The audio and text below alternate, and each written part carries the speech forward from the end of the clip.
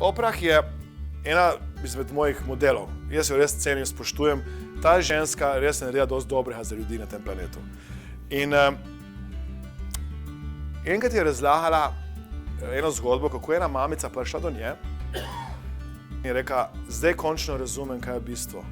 Poslušala sem vašo oddajo in še vedno sem tepla otroka. In potem sem poslušala to vašo oddajo znova in znova in znova ste govorila eno in isto. Potem sem ugotovila, da bi res bilo fajn, da neham. In hočem reči, da takrat sem dobil ta aha, ker sem to poslušal zgodbo, sem dobil ta aha, da kot coachi moramo ponavljati osnove. Kot coachi, mentori, vodje, prodajalci, moramo ponavljati bistvo, dokler ne oseba naredi spremembe. Kaj bi jaz rad, da se naučite kot coachi, je, da ustvarjate aha trenutke.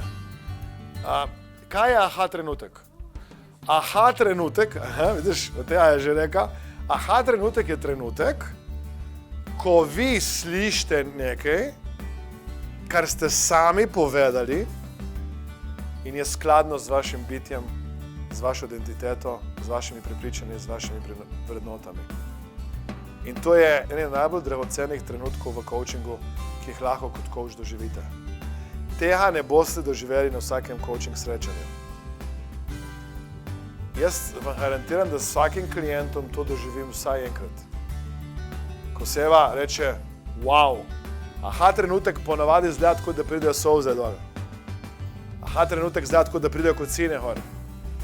Aha trenutek reče, ej, točno to sem iskala, točno to sem rabila. Ma vi tega niste rekli, oseba sama je rekla. In to je moč coachinga. To je neverjetna moč, ki jo coach danes ima.